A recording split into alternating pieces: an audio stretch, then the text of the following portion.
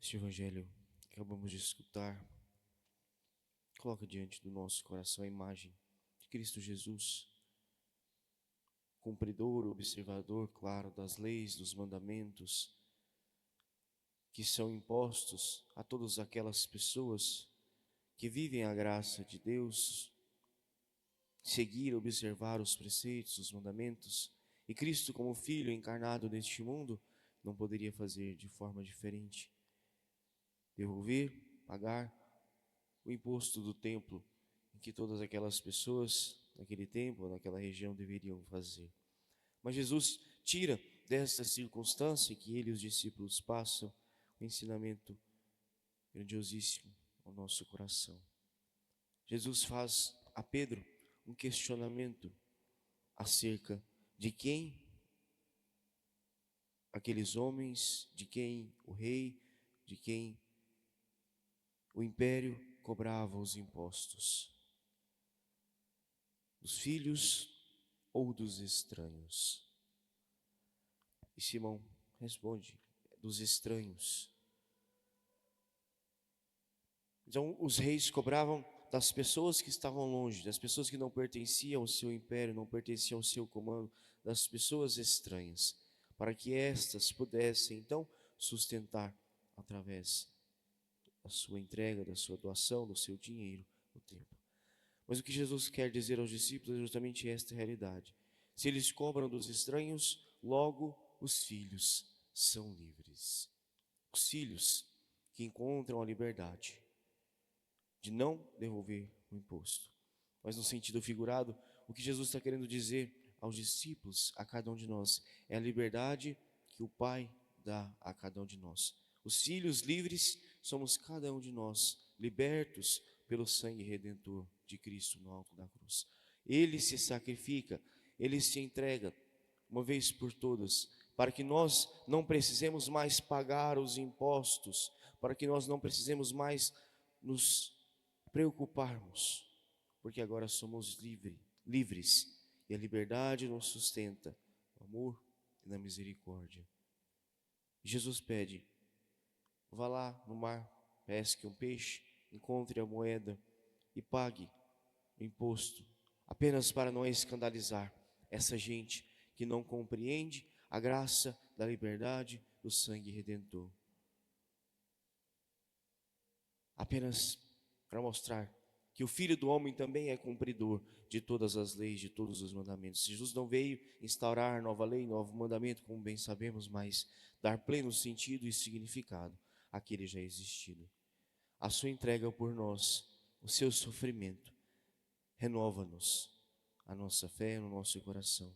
O sangue redentor paga o preço de todos os nossos pecados, de todas as nossas faltas. Por isso, Jesus inicia esse evangelho relatando aos seus discípulos, anunciando a sua paixão, o primeiro anúncio da sua paixão.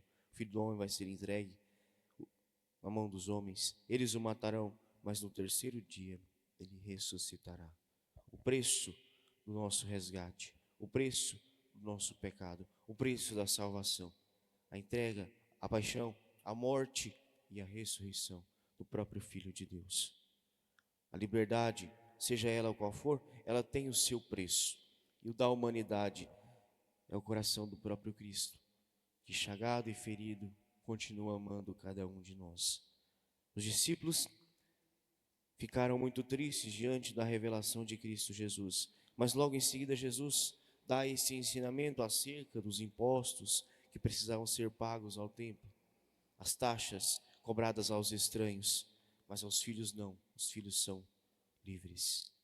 Tudo isso para dizer para nós confiarmos na graça, na providência e na misericórdia de Deus, que tanto nos ama, que não faz acepção de pessoas, como escutávamos na primeira leitura do livro do Deuteronômio, e nem aceita suborno, mas faz justiça a todo aquele que necessita do seu amor e da sua misericórdia. O Deus grande, o Deus poderoso, o Deus misericordioso, que ama todas as pessoas, que ama a cada um de nós, a nossa liberdade.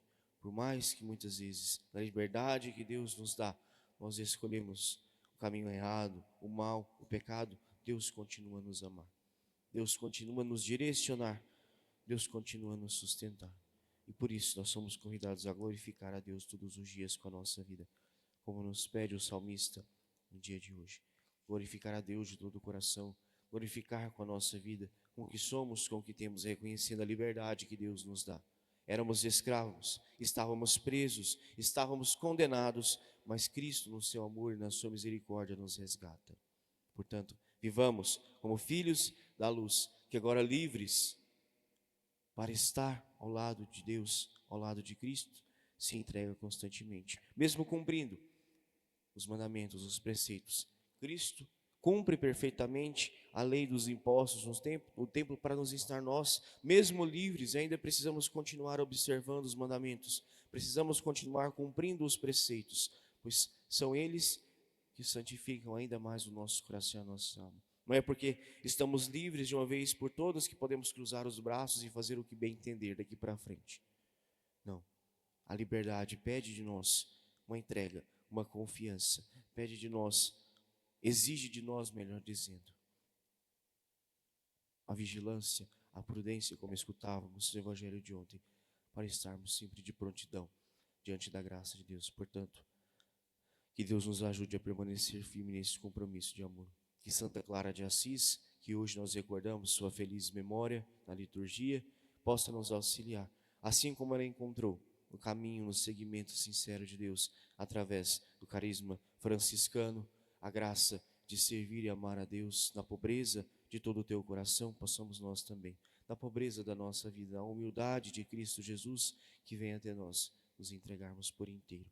Somos livres, mas a liberdade pede de nós, exige de nós entrega, exige de nós amor, exige de nós caridade, exige de nós fé, esperança, todas as virtudes para bem vivê-la. Uma liberdade condicionada à graça, ao amor de Deus. É para a liberdade que Cristo nos libertou, nos recorda São Paulo nas suas cartas. Para a liberdade do amor eterno, para a liberdade do céu, para a liberdade da bem-aventurança. Não para a libertinagem, mas para a liberdade que nos leva para o céu. Portanto, os santos de Deus nos ajudem nesse caminho, a encontrarmos no nosso coração, observando todos os mandamentos, todos os preceitos, o sentido verdadeiro do sangue derramado por Cristo, de Cristo, por cada um de nós no alto da cruz. Louvado seja nosso Senhor Jesus Cristo. Para sempre seja louvado.